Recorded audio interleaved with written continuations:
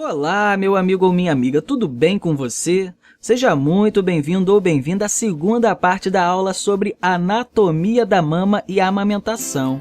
Na primeira parte dessa aula, conversamos sobre a anatomia da mama em diversas etapas de desenvolvimento.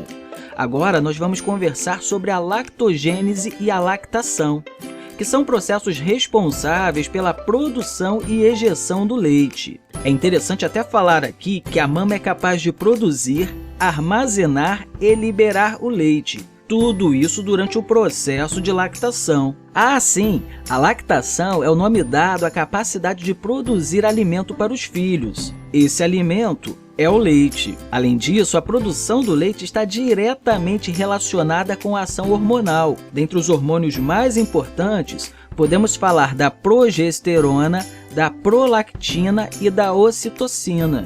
Como já falamos na primeira parte dessa aula, a mama feminina passa por transformações desde o início da gestação. Em meio a esse processo, ela vai apresentar dores ou sensibilidade nos mamilos. O volume das mamas vai aumentar. Além disso, vai ocorrer também uma modificação na coloração da areola e dos mamilos. Esse efeito pode ser observado entre a 5ª e a 8ª semana da gestação. Ainda durante a gestação, ocorre a lactogênese, que é o início da fase de lactação. Meu amigo ou minha amiga, é importante falar aqui também que a lactogênese pode ser dividida em algumas etapas: a lactogênese 1 e a lactogênese 2. A lactogênese 1 ocorre no último trimestre da gestação, a partir da 20ª semana de gravidez, quando a mama já está pronta para produzir leite. Mas ela faz isso em pequena quantidade, porque a presença da placenta inibe a prolactina,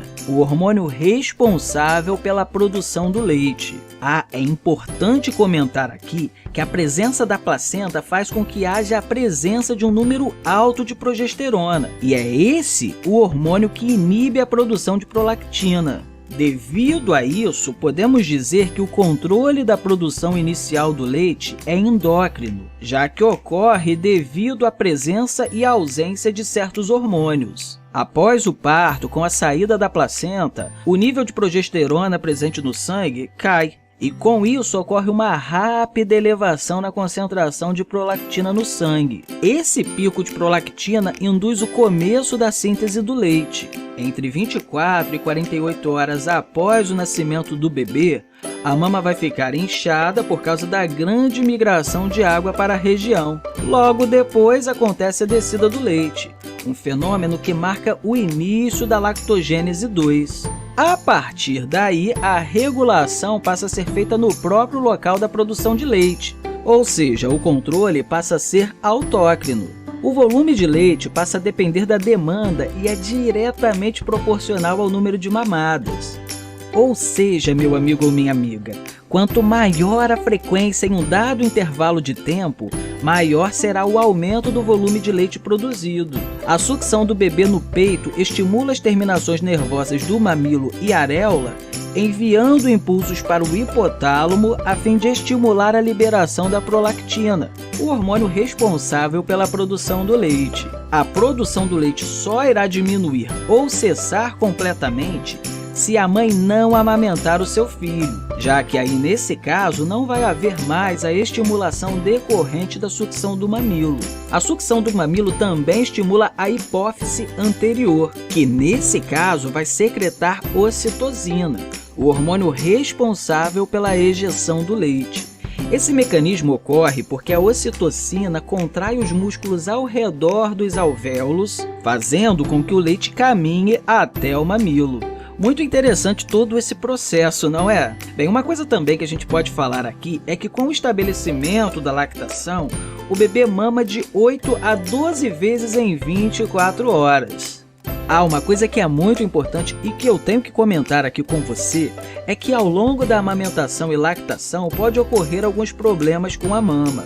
Um deles é o engurgitamento mamário, que é uma condição caracterizada pelo acúmulo de leite nas mamas. Isso acaba causando muita dor e aumento do volume das mamas. Algumas das formas de lidar com essa situação é amamentar logo após o nascimento, amamentar de forma livre e sempre amamentar com as duas mamas, realizar um esvaziamento parcial da mama sempre que a mãe estiver sentindo alguma dor ao realizar o toque, cuidar bem da mama, incluindo a realização de massagens delicadas para deixar o leite mais fluido. Outro problema que pode ocorrer também é a lesão mamilar, algo que pode provocar um ferimento, seja pela amamentação ou não. Mas uma coisa é fato, esse problema acaba dificultando o processo de amamentação, já que devido à condição da lesão, pode ser algo muito doloroso. Uma das formas de impedir o trauma devido à amamentação é o posicionamento adequado na hora de amamentar a criança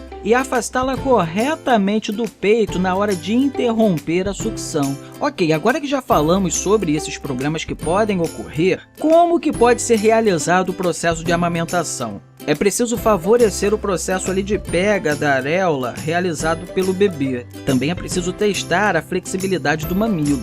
Durante a amamentação, o queixo do bebê tem que tocar a mama. Ele também tem que estar com a boca bem aberta.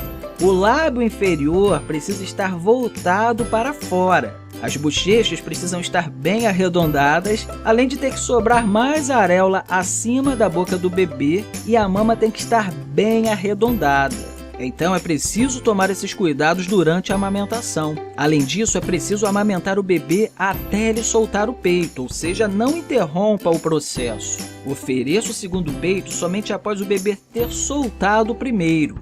No início do processo, alguns bebês ficam satisfeitos mamando apenas um peito, mas é muito importante oferecer os peitos alternadamente enquanto o bebê quiser. Não se esqueça, sempre há leite nos peitos, a oferta é grande. Como eu falei, não retire o bebê do peito se ele ainda estiver sugando e deglutindo. Mas se for necessário interromper a mamada, insira o dedo mínimo suavemente na comissura labial da criança. Ah, professor, o que é a comissura labial? Bem, é aquele pontinho ali de união dos lábios no canto da boca. Então, se você conhece alguém que está realizando o processo de amamentação, passe essas informações para ela. É muito importante você saber todos esses processos para assim que você chegar na vida adulta e tiver o seu filho. Caso você seja uma mulher, você vai realizar esses processos. E caso você seja um homem, você não vai realizar esses processos, mas você vai ajudar a sua parceira durante todo o período de amamentação. Então, é muito importante que você conheça essas informações. Tomando esses cuidados, é possível evitar que certos traumas sejam realizados. Mas, caso ocorra um trauma, um ferimento, ou mesmo que algo esteja fora do comum, é preciso consultar o médico, pois é ele que vai encontrar o melhor tratamento para o problema. Agora, uma coisa que você precisa saber é que provavelmente se a sua mãe, tia ou uma conhecida está no processo de amamentação, ela precisa de muito apoio.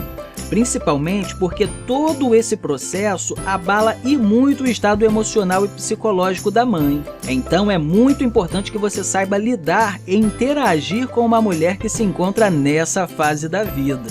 Demonstre interesse, empatia, evite palavras que soam julgamentos, evite expressões de desvalorização, faça e reforce elogios, ajude de forma prática, dê informações, mas valorizando o conhecimento dela, que inclusive é muito relevante para o momento. É muito importante também que você dê sugestões e não ordens. Assim, você vai estar ajudando e muito durante todo esse processo de amamentação. Uma coisa também que é muito importante eu falar aqui com você é que o processo de amamentação é muito benéfico e importante, tanto para o bebê quanto para a mãe.